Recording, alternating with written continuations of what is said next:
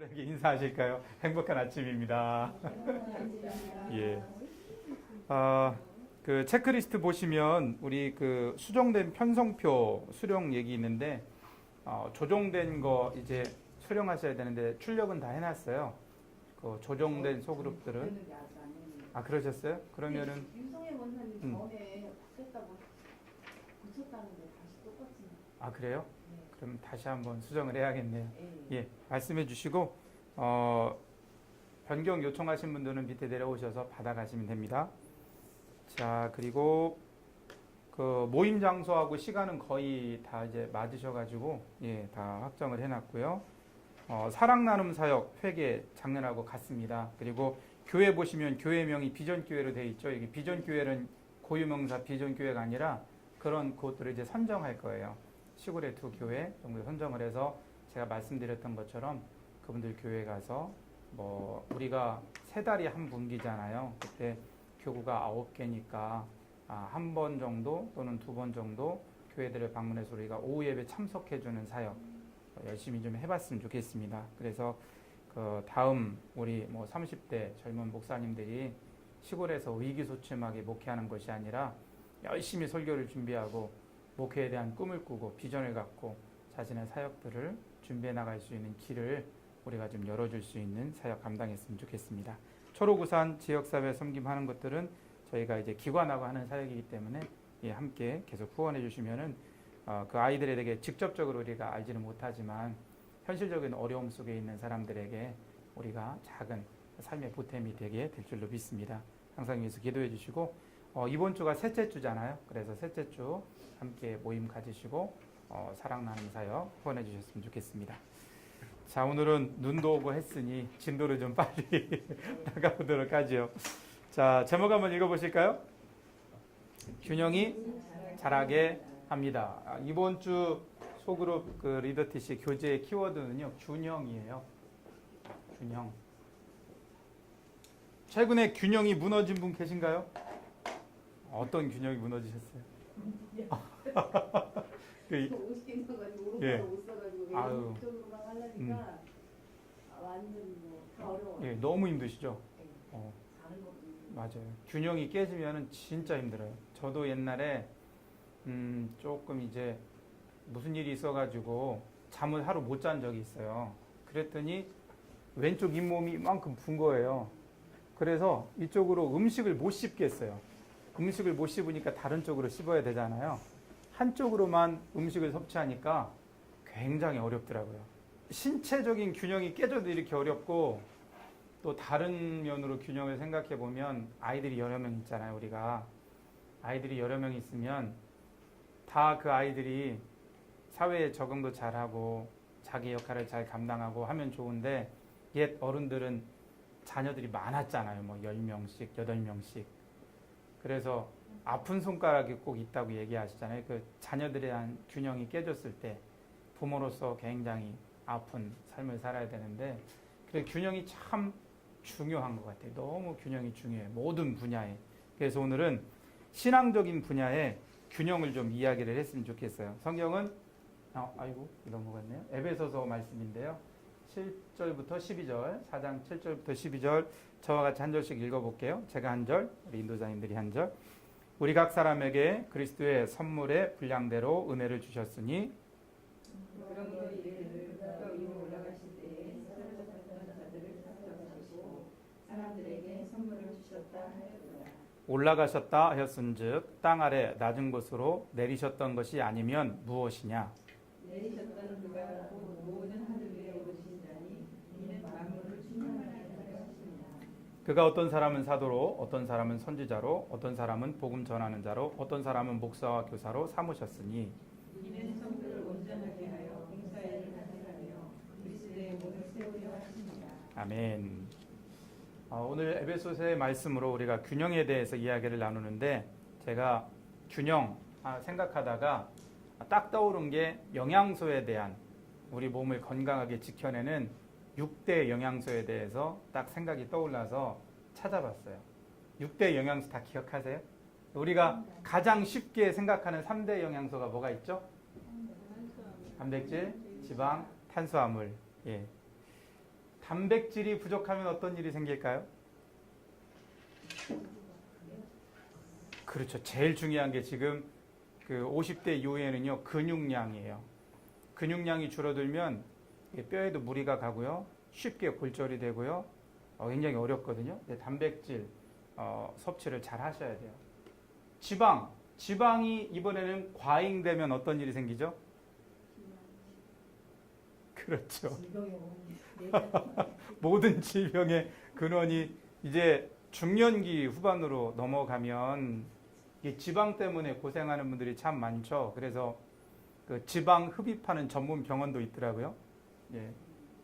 이런 병원도 있고, 지방이 굉장히 중요한 요소인데, 그 우리 삶이 신체적인 활동을 하는 것보다 섭취하는 양이 더 과잉되고 많아져서 지방 때문에 어려움을 겪는 분들도 많습니다. 저도 요즘에 지방 때문에 어려움을 좀 겪고 있는 것 같아요. 체중이 자꾸 들어가지고. 탄수화물 하면은 뭐가 제일 먼저 떠오르세요? 밥. 탄수화물이 하는 일이 뭔가요? 에너지 생성, 힘, 그렇죠? 근데 밥심으로 산다고 우리가 그랬죠. 근데 밥심 때문에 탄수화물이 또 과잉되면 살이 쪄요. 예, 그래서 다이어트 시작하면은 탄수화물부터 줄여라 이야기 많이 하죠. 3대 영양소, 굉장히 우리 몸의 균형을 이루는 너무 좋은 영양소인데 과잉되거나 결핍되면 신체적인 밸런스가 무너져서 질병을 유발할 수 있는, 삶에 어려움을 줄 수 있는, 그래서 균형이 중요하다는 거. 그런데 여기에 6대 영양소니까 3가지가 더 포함이 돼요. 자, 2가지 뭐가 있을까요? 자, 비타민 너무 잘 아시죠? 우리가 영양제로 섭취도 많이 하시고, 비타민 D 같은 경우는 나가서 햇빛 쬐면 좀 좋아지고, 비타민이 굉장히 사소한 것 같은데 결핍되면 그 여러 가지 신체적인 어려움을 주는 요소들이 있어요. 자, 무기질, 철분, 뭐 이런 것들이요. 뼈를 형성하는 거, 그런 것들. 근데 한 가지가 또 남았네요. 지금 5대 영양소까지 나왔어요. 우리 몸을 건강하게 딱 지켜주는 6대 영양소 중에 마지막 한 가지가 무엇일까요? 이걸 맞추시는 분은 이 영양소를 제가 드리도록 할게요. 어떻게 하셨어요? 물. 예, 물입니다. 예. 이따가 내려가실 때 생수 한 병 받아가세요. 근데 제가 물을 굉장히 사소하게 생각했는데, 물이 6대 영양소에 왜 들어가나? 물이 굉장히 중요하대. 왜냐하면 피의 흐름을, 피가 점도가 높아지면 어떻게 될까요? 탁해지고 끈끈해지고 혈액순환이 안 되겠죠. 이렇게 되면은 혈관 질환에 걸릴 확률이 엄청나게 높아져요. 제가 언젠가 한 의학 기자, 홍해걸이라는 의학 기자의 그 칼럼을 듣고 말씀드린 적이 있어요. 사람을 가장 절망적이게 만들고, 가족들을 가장 어렵게 만들고, 본인의 신체에게도 가장 악영향을 주는 질병, 혈관성 질병이래요. 혈관성 질병으로 뭐 뇌졸중이라든지 뇌출혈이라든지 심근경색이라든지 혈관 쪽에 벌어지는 이 질병들은 사람이 갑자기 목숨을 잃을 수도 있지만 오래도록 고생하게 만들고, 경제적으로 큰 피해를 만들게 만들고, 가족들을 어렵게 만드는 그런 질병이라고 그 홍해걸 씨가 얘기하던데, 그런 혈관 질환을 잘 예방하려면 물을 많이 마셔야 된대요. 물을 많이 마시면은 이 혈액 속의 농도가, 점도가 낮아져서 피가 잘 흐른다고 해요. 너무 잘 알고 있는데 이게 실천이 잘 안 돼요. 계속해서 제가 언젠가는 그 타이머가 있어요. 어플 중에 1시간에 한 번씩 물 마시라고 따르릉 올리고, 그 물을 마시게 되면은 그 얼만큼 내가 물을 마셨나 용량이 측정이 되고 하는 어플이 있는데요. 보통 사람들이 물을 1500에서 2200ml 정도는 마셔야 된대요. 그 정도는 마셔줘야, 그리고 개인의 어떤 체중에 따라서 이제 용량이 또 달라지더라고요. 물을 마셔줘야 일상생활 하는데 피로감도 덜하고 얼굴 붓기도 빠지고 또 여성들이 가장 원하는 탱탱한 피부와 깨끗한 피부를 유지할 수 있는 그런 좋은 영양이 있다는데 물에 대해서 사람들이 조금 다른 영양소보다 조금은 너무 흔하니까 약간은 소홀하게 생각하는 것 같아요. 그러나 가장 흔하지만 저곳의 균형이 딱 깨지게 되면 우리 인체에 엄청난 영향을 줄 수 있다는 사실 우리가 물에 대해서 생각을 할 수가 있어요. 그리고 또 물이 피로를 풀어주는 이유는 노폐물을 계속해서 배출해 주는 거죠. 물 많이 마시면 어디를 자주 갈까요? 화장실. 화장실 자주 가면 귀찮죠. 힘들고 또 어디 뭐 귀한 손님을 만난다거나 중요한 자리에 가면 내가 또 화장실 가면 어떡하지 불안한 마음도 들고 저 같은 경우는 이제 단에 서서 설교를 하니까 물을 너무 많이 마시면은 또 어려움이 있잖아요. 뭐 그런 어려운 점도 있지만 민감한 부분도 있지만 물을 많이 마시고 생활을 해야 건강할 수 있다는 거. 그래서 이 6가지 영양소가 균형을 잘 이루어야 우리 신체가 건강하게 삶을 영위할 수 있다는 거. 우리가 생각하면서 균형이 얼마나 중요한가 이 점을 한번 생각하게 됩니다. 자, 서로에게 한번 인사 나누실까요? 6대 영양소 잘 갖춰 섭취합시다. 인사하겠습니다. 6대 영양소 잘 갖춰 섭취합시다. 자, 그래서 질문입니다. 인생을 균형 있게 만드는 요소는 무엇이라고 생각하시나요? 저는 지금 영양소를 가지고 얘기했잖아요. 그런데 우리 담임 목사님께서 가장 우리 청소년들에게 그리고 우리 자녀 세대들에게 말씀 많이 해주시는 3가지 균형이 있어요. 뭐가 있죠? 자, 성으로 시작되고 끝나는 거예요. 무슨 성, 무슨 성, 무슨 성. 예, 지성과 감성과 영성.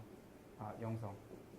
이 3가지의 균형을 이루는 사람이 돼야 예, 인격적이고 신앙적인 훌륭한 사람으로 우리가 잘 자랄 수 있다는 것. 뭐 이런 이야기들 또 삶에 있어서 균형을 이룰 수 있는 것들이 많이 있죠. 아까 건강에 대해서도 말씀을 드렸고 또 지성적인 배움에 대해서도 이야기할 수 있고 또 사람들이 갖고 있는 어떤 취미 활동 이런 것들을 가지고도 우리가 여러 가지 밸런스 균형에 대해서 이야기를 나눌 수 있죠.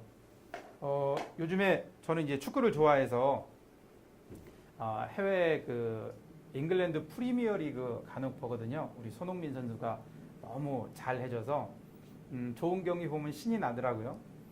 축구 경기도 이제 많이 그 인터넷 방송에서 하는데 골프 전문 채널도 여러 개 있더라고요. 골프 전문 채널. 요즘에는 이제 뭐 테니스 대회가 우리나라 정현 선수가 워낙 큰 화제 인물이라서 테니스 대회 방향도 많이 하는데 운동할 때 어떤 운동을 하든지 균형이 너무 중요해요.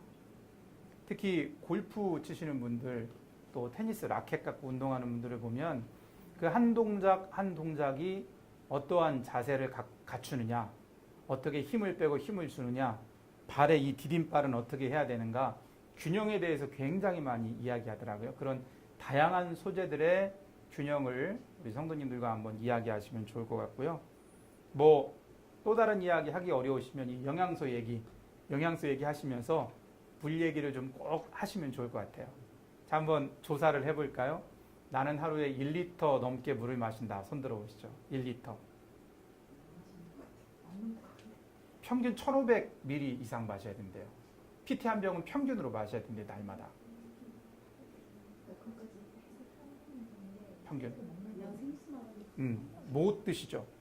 평균 1500에서 2200 정도 마셔야 된다는데 그 정도 마셔야 우리가 건강해질 수 있대요. 성도님들에게 물 마시기 운동 좀 한번 해보십시오. 그 예전에 뭐 여담이지만 웅진코웨이에서 청소년들 대상으로 해서 6개월간 물 마시기 프로젝트 광고한 거 아시죠? 실제로 그 정도 마시니까 아이들이 피부색도 톤도 너무 좋아지고 여학생들은 너무 좋아지는 거예요. 피부색도 톤도 좋아지고 그 성장기의 청소년들이 피부 트러블 때문에 굉장히 어려움 호소하잖아요. 그런 것도 어떤 친구들은 굉장히 많이 완화되고 또 피곤함이 훨씬 덜해지고 공부하는 학생들이니까 밤에 잠 못 자고 하니까 노폐물 쌓이는데 그 아이들이 훨씬 활력 있게 생활하는 거. 그 실험을 통해서도 우리가 봤는데 한번 물 마시기 운동 좀 열심히 하셔서 예배 시간에 화장실 가시기도 하겠지만 그래도 건강하게 건강하게 생활할 수 있는 그런 운동을 좀 펼치시면 좋을 것 같아요. 사소하지만 중요한 일이라서 함께 하시면 좋을 것 같습니다. 자, 그다음 그래서 균형을 어디에 적용하는가? 균형을 교회에 적용할 거예요. 교회에. 교회들이 굉장히 많은 교회들이 있죠. 근데 NCD라는 단체에서 교회 건강에 대한 체크리스트를 만들어 가지고 컨설팅을 많이 해줬어요. 근데 어떤 부분에서는 강점인 교회가 어떤 부분에서는 너무 미약한 부분이 있어서 그 교회가 좋은 교회로 성장할 수 있는 어떠한 발판이 있음에도 불구하고 건강하게 성장하지 못하는 경우들을 많이 조사하고 연구하고 서로 사례 발표를 하고 하는 활동을 했는데 우리 교회가 영적으로 성장하는 좋은 교회가 되기 위해서는 어떤 부분에 있어서 우리가 균형을 이루어야 할까? 한 주제를 우리가 잡을 거예요. 그 주제 안에서 어떻게 우리가 신앙생활을 해야 우리 교회가 건강한 교회가 될 수 있을까? 우리가 생각하는 주제는 어떤 것인가 하면 성경을 먼저 보도록 할게요. 우리 각 사람에게 그리스도의 선물의 분량대로 은혜를 주셨습니다. 자, 우리가 그 교회를 건강한 교회를 이루는 그런 부분에 있어서 어떤 분야를 우리가 얘기할 거냐면 교회에서 우리들이 봉사와 헌신을 참 많이 해요. 우리 인도자님들도 지금 헌신하시는 거잖아요. 시간을 드리고 또 열정을 드리고 이 시간에 와서 함께 우리가 성경에 대한 이야기를 나누고 또 소그룹 모임할 때는 우리가 모임을 잘 이끄는 그런 헌신들이 있는데 이런 헌신들에 대해서 우리가 어떤 동기로 헌신해야 될 것인가? 성도들이 그러한 동기, 봉사하고 헌신하는 분들이 좋은 동기와 목적을 가지고 수고하지 않으면 교회가 건강을 잃어버린다는 거예요. 그런 경우들 많이 보시죠. 이제 우리가 지방회를 했죠. 지방회를 했는데 장로 피택을 받고 장로님이 되셨어요. 우리 교회는 그런 분이 없으셔서 제가 참 감사하고 10여 년 넘게 우리 교회에서 생활했어도 그런 분들이 안 계셔서 제가 너무 감사하고 우리 38년 역사 속에 굉장히 장로님들이 신실하게 본인의 어떠한 직임을 잘 감당해 주셨어요. 뭐 장로의 직책이라든지 또는 권사님, 속장님, 또 뭐 인도자님, 뭐 집사님, 또 어떤 봉사에 뭐 선교에 가면은 뭐 회장님, 또 총무님, 회계님 이런 여러 가지 봉사의 역할들이 있잖아요. 그런 것들을 감당할 때 세 가지를 중요하게 생각해야 돼요. 첫째는 오늘 읽은 말씀처럼 분량대로 은혜를 주셨다는 거예요. 은혜. 하나님이 우리들에게 주시는 은혜. 그것들을 생각하면서 감사한 마음을 가지고 헌신하고 봉사하는 일을 해야지 내가 이 일을 하면 뭔가 되게 유익이 있겠지. 또는 내가 이렇게 하면은 내가 더 사람들에게 주목받겠지. 나 중심으로 내가 높아지려고 이런 헌신과 봉사를 하게 되면 반드시 문제가 생기게 되는 거죠. 내가 계속 높아지려고 하니까 사람들과 자신을 비교하겠죠. 비교하면서 내가 기쁠 때도 있지만 오히려 화가 날 때도 있겠죠. 화가 나고 누군가 나보다 더 열심히 하는 모습에 어떠한 자괴감을 갖게 되면은 사람들이 자연히 미워지죠. 거기에서 관계가 깨지고 분란이 일어나고 그런 일들이 많이 교회마다 있었죠. 이런 일들을 미연에 일어나지 않도록 하고 우리들에게 주시는 하나님의 은혜에 감사한 마음으로 그런 일들을 할 수 있다면 스스로 낮아지고 겸손한 자세로 할 수 있다면 그때야 비로소 우리 교회들이 어떤 직임을 가지고 어떤 봉사를 하든지 분열이 나타나거나 또는 혼란스러워지거나 하는 것들이 아니라 오히려 더욱더 결속되고 오히려 그 일들을 통해서 정말 그 사역이 그 일이 목적하고 있는 바를 잘 이룰 수 있다는 것 우리가 생각하게 됩니다.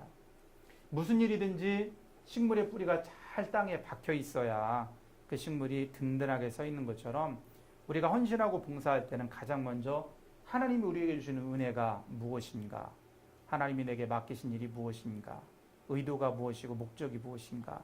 먼저 생각하면서 스스로를 살피는 일이 굉장히 중요하다는 거죠.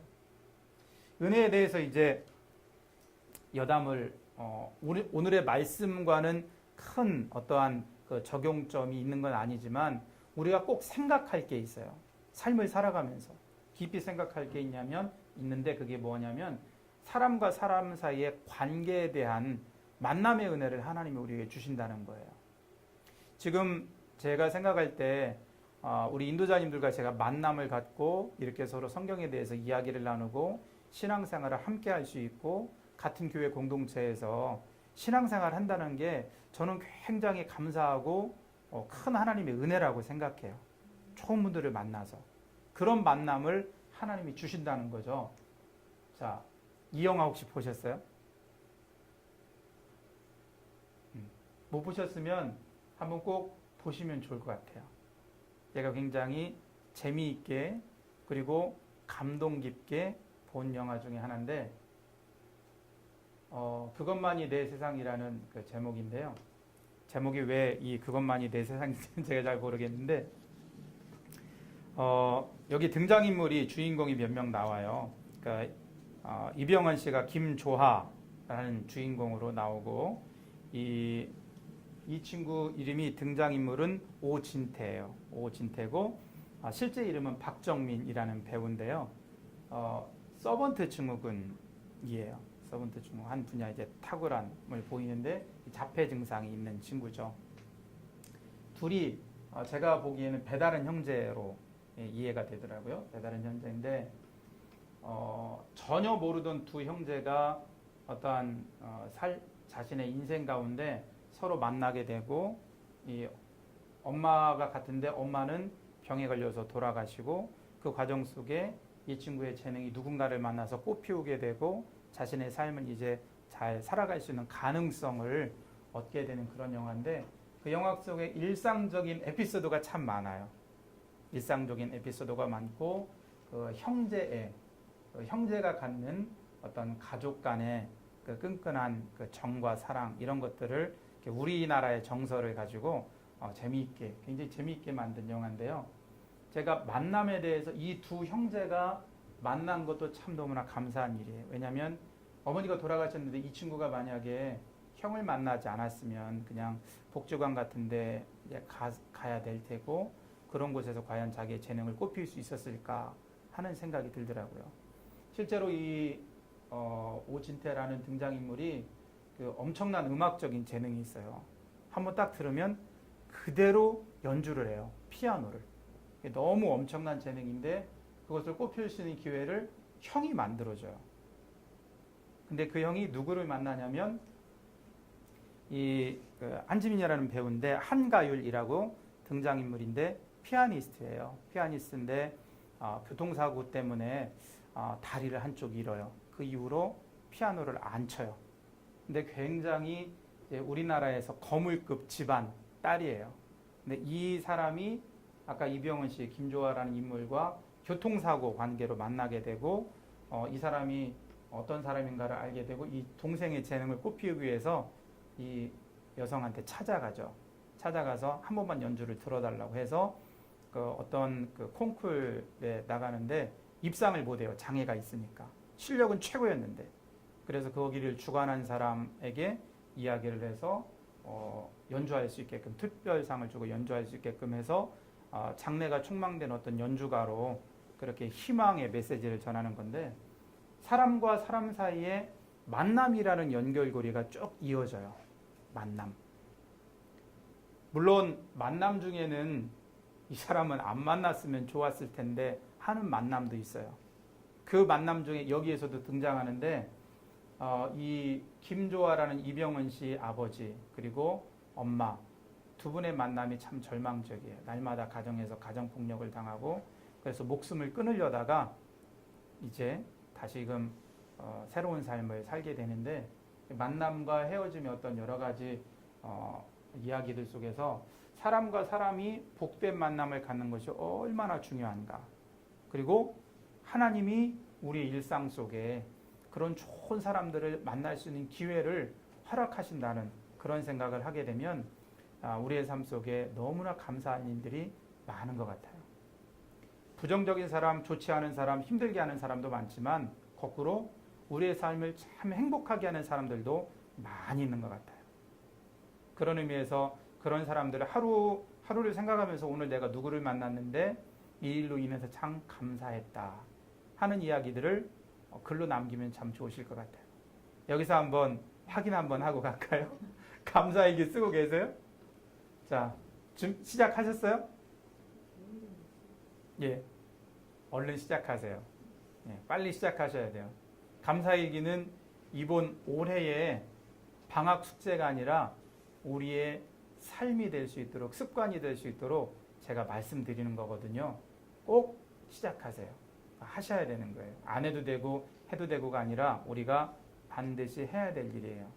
우리 인생을, 우리의 신앙생활을 복되게 만드는 하나님이 우리에게 주신 도구라 믿으시고 감사일기 꼭 시작하시기를 바랍니다. 저희 집에서도 이제 감사일기를 쓰기 시작했는데 저희 아내랑 두 딸이랑 저는 늦게 들어오니까 함께 하질 못하고 두 딸이랑 이제 그 식탁에 앉아가지고 제가 사다 준 노트를 펼쳐놓고 감사일기를 쓰고 있대요. 쓰고 있는데 감사일기를 쓰면서 이제 하루 있었던 일들을 이야기하잖아요. 하루 중에 뭐 감사한 일도 나누는데 슬펐던 일, 힘들었던 일 이런 이야기도 같이 나눈다고 해요. 그런데 하루는 우리 막내가 속상했던 일도 함께 나누고 속상하니까 막 울기도 하고 하루에 있었던 감정적으로 이제 쌓여있던 거 그런 것들을 대화를 나누고 일기를 쓰면서 풀어낸다고 얘기하더라고요. 그 이야기를 들으면서 시작하길 너무 잘했다. 그런 좋지 않은 감정들이 쌓이면 그것이 나중에는 어떤 성격적인 걸로 발전할 수도 있고 또 자기 내면 세계 속에 응어리가 돼서 사람들을 대면할 때 솔직한 모습으로 대면하지 못하고 가면을 쓰고 사람들을 대면할 수도 있고 부정적인 영향이 있는데 마음을 솔직하게 나누고 글로 적으면서 그런 것들이 굉장히 완화되는 정서적으로 굉장히 좋은 모습들을 우리 가족을 통해서도 느끼게 돼요. 감사일기는 꼭 쓰셔야 됩니다. 우선 혼자 시작하세요. 그리고 남편들과 같이 하세요. 그러면 함께 차 한잔 나누시면서 이야기도 할 수 있고 알고 싶지 않으세요? 우리 남편이 오늘 하루 종일 무슨 일하고 살았나? 어떤 분은 잘 이야기해 주시지만 어떤 분은 평생을 가도 무슨 일을 했는지 말 안 하거든요. 말씀 안 하시거든요. 부부간에 서로가 중년 이후에 대화가 많아지면 정말 더 좋은 부부로 그렇게 살아갈 수 있으니까 꼭 한번 해보셨으면 좋겠어요. 자, 앞서 제가 지금 말씀드린 것은 우리들이 하나님의 은혜를 따라 헌신하고 봉사하는 사람이 될 때 교회가 건강해진다 말씀드렸고요. 그러한 하나님께서 우리에게 맡기시는 봉사와 헌신하는 일들이 여러 종류가 있다는 말씀이에요. 이 로마서의 말씀, 고린도전서의 말씀을 찾아서 성도님들과 함께 읽으세요. 성도님들과 함께 읽으시면 여기에 하나님이 각 사람에 따라서 다양한 은사들을 주신다는 이야기죠. 그리고 사람들에게 다양한 재능, 다양한 성품, 그리고 삶을 살아오면서 여러 가지 다양한 인생을 살게 되는데 그 다양성을 가지고 우리가 교회 안에서 헌신하고 수고하는 일이 필요하다. 그리고 그렇게 많은 다양한 사람들이 함께 모여야 교회가 균형을 이룬다는 거죠. 사람들에게 여러 가지 많은 재능이 있는데 세모의 재능을 가진 사람만 많이 모여 있다면 이 교회가 균형을 이루기가 쉽지 않죠. 세모는 여러 개인데 동그라미가 하나예요. 그러면은 이런 모양의 교회가 될 수밖에 없죠. 균형을 이루는 교회가 되려면 다양한 사람들이 이곳에서 저곳에서 다양한 분야에서 하나님께서 맡기신 일들을 잘 감당해야 교회가 균형을 잘 이룰 수 있다는 거예요. 여기도 보시면 대표기도 좀 해주시죠 하면은 예 알겠습니다 라고 대답하는 분도 계시고 목사님 저는 그것만 안 했으면 좋겠어요 라고 말씀하시는 분도 계세요. 설거지, 뭐 아니면은 데코 같은 일도 이제 부탁을 드리면은 저는 재능이 있어서 잘할 수 있어요 라고 하시는 분이 있는가 하면은 목사님 저는 저희 집도 잘 안 치우는데요 라고 말씀하시는 분도 계세요. 굉장히 다양해요. 성도님들 제가 보면. 그래서 이러한 다양성이 함께 조화를 이루고 균형을 이룰 때 교회가 하나님께서 각 사람에게 주는 은사를 따라 사역할 때 균형을 이룰 수 있다는 이야기 함께 해볼 수 있고요. 다양성을 인정하는 게 너무 중요해요. 왜냐하면 사람들은 앞서도 말씀드렸지만 내가 더 이걸 잘한다, 당신은 나보다 이걸 못해 라고 서로 비교할 수 있기 때문에 그래요. 그러나 다양함 속에는 비교보다는 서로를 권면해주고 서로를 칭찬해주고 할 수 있기 때문에 다양함을 인정하는 것이 참 중요하다고 생각이 돼요. 내가 잘할 수 있는 일이 있는가 하면 또 다른 집사님, 권사님이 잘할 수 있는 일들이 있거든요. 그 일들을 잘하는 일들을 격려해주고 칭찬하면서 성도들이 서로 힘도 얻고 서로 좋은 관계도 맺고 그러면서 결론적으로는 숲과 같은 우리 교회를 든든히 세울 수 있다는 거죠. 다양성에 대한 인정. 예. 자, 두 번째 우리가 생각할 것은요, 은사입니다. 모든 성도가 자신의 은사에 따라 일해야 교회가 세워집니다. 다양성에서 결과물로 나오는 게 바로 은사죠. 하나님이 우리에게 주신 여러 가지 재능들, 그리고 우리로 하여금 후천적으로 길러내도록 하신 많은 좋은 일을 할 수 있는 일들. 그래서 에베소서 4장 11절에 여러 직분이 나오죠. 어떤 사람은 사도로, 어떤 사람은 선지자로, 어떤 사람은 복음 전하는 자로, 어떤 사람은 목사와 교사로. 모두가 다 같은 한 사람이 모든 것을 잘할 수는 없어요. 하나님께서 주시는 은사와 부름의 사명들이 각자 다르기 때문에 이런 것들을 우리가 서로 다른 분야에서 섬기고 헌신하는 일들이 굉장히 중요해요. 이 다양한 은사 또는 우리가 후천적으로 뭔가를 훈련하고 배워서 얻는 선물들을 가지고 그러면 우리는 어떻게 해야 되는가? 이렇게 어떤 직임과 사명을 따라서 교회를 세우는 봉사와 헌신의 일에 우리가 뛰어들어야 돼요. 우리 교회는 굉장히 많은 성도님들이 계세요. 그러나 일부분만 헌신하는 분들이세요. 가지고 있는 재능, 가지고 있는 시간, 가지고 있는 여러 가지 많은 좋은 장점들이 있으신데도 불구하고 그런 것들을 교회 공동체 안에서 하나님의 일을 위해 사용하기를 주저하는 분들이 많으세요. 그러므로 우리 소그룹 안에 보면 아마 인도자님들이 저보다는 훨씬 더 잘 아실 텐데 가정 환경이라든지 가족들의 삶이라든지 무엇을 공부했나 어떤 분야의 재능이 있나 이런 분들을 잘 아실 텐데 그런 분들이 교회에서 사역할 수 있도록 많이 권면해 주시고 저한테 좀 알려주세요. 목사님, 우리 권사님이 보니까 커피를 너무 잘 내려요. 뭐 이런 사소한 것부터 시작을 해서 그림을 잘 그리신다든지 알고 보니까 피아노 연주를 얼마나 잘하신다든지 굉장히 부지런하고 성실하다, 정리정돈을 잘한다 이런 것들을 저한테 좀 알려주시면 함께 생각을 해서 교회 공동체를 세울 수 있는 일들에 헌신하면 얼마나 귀하고 복될까요? 다른 일들에 그런 것들을 활용하셔도 좋은 인생인데 하나님의 교회를 세우는 일에 하나님의 선한 일을 감당하는 일에 그 일을 하면 하나님이 얼마나 기뻐하시고 그 일들을 통해서 얼마나 많은 좋은 일들이 많이 일어날까요? 이런 점들을 한번 생각하시고 우리 소그룹의 성도님들이 각자의 재능, 각자의 은사 잘 개발해서 우리 교회를 든든히 세울 수 있는 그런 분들이 되셨으면 좋겠어요. 이런 은사자들이 개발되면은요, 사역들이 여러 다양한 사역들이 새로 생겨나요. 교회에서 사역을 시작할 때 이런 일을 해야겠습니다. 사역을 정해놓고 사람을 모집하는 것보다 이런 좋은 사람이 있습니다. 이런 일을 해볼까요? 하고 순서를 바꿔서 하는 게 교회 사역을 굉장히 효율적이고 그리고 더 기쁨 속에서 본질적인 의미를 잘 개발할 수 있는 그런 사역의 순서가 되거든요. 그래서 우리 인도자님들께서 이처럼 다양한 은사들을 갖고 있는 분들을 잘 발굴해서 함께 사역할 수 있도록, 그리고 또 인도자로 속장으로 속으로만 해서 헌신하고 봉사하는 일들이 굉장히 중요하잖아요. 그런 할 수 있는 어떠한 자질이라든지 어떤 동기라든지 마음 가진 분들이 계시다면 저한테 말씀해 주시면 그런 분들을 미리 양육하고 훈련해서 뭐 내년이나 내후년에 그렇게 인도자로 또는 속장으로 섬길 수 있도록 그렇게 이어가 주셨으면 좋겠습니다. 자, 세 번째, 어떤 분야에 우리가 봉사하고 헌신하는 데 균형을 이루어야 되는가? 모든 성도가 하나님께서 말씀해 주신 목적에 따라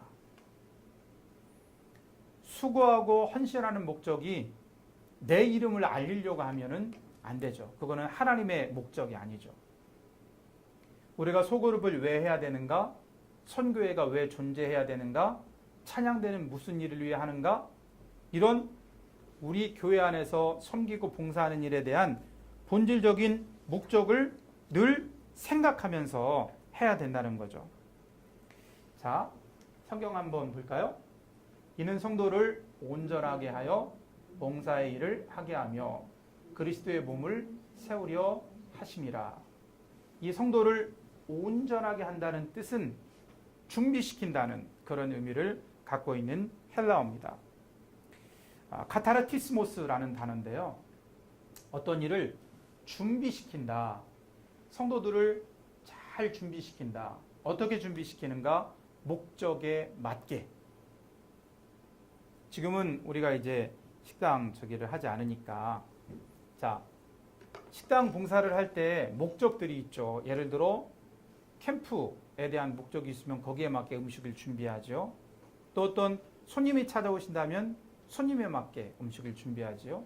우리가 지방회를 했는데 지방회 할 때 어린아이 음식 준비할 수 없잖아요. 그것처럼 어떤 일을 하든지 목적에 맞게 잘 준비하도록 우리가 사역을 해야 그 사역에 귀한 열매가 맺히게 되죠. 또 이런 일을 할 때는 가장 중요한 것은 그리스도의 몸을 세우는, 교회의 몸을 세운다는 그러한 우리 자신의 보이지 않는 내면의 목적들을 가지고 있는 게 너무 중요해요. 특별히 눈에 보이는 사역들이 있죠. 저와 같이 뭐 예배를 인도하기 위해 단에 선다든지, 또는 우리 이기범 전도사와 같이 찬양 인도를 하기 위해서 단에 선다든지, 우리 찬양대와 같이 음악을 통해서 하나님 앞에 올려드린다든지, 다른 사람들 앞에서 눈에 띄고 칭찬 들을 수 있는 일을 하는 직분을 우리가 가지고 있다면 훨씬 더 이런 본질적인 의미들을 마음에 생각하면서 왜 하나님이 이 일을 내게 주셨는가? 나로 하여금 이 일을 왜 하게 하셨는가? 목적을 생각하는 게 중요하다는 거죠. 그리고 우리 인도자님들도 하나님이 왜 내게 인도자를 맡기셨을까? 하나님이 왜 내게 이 귀한 성도들과 함께 신앙생활을 할 수 있도록 그렇게 하셨을까?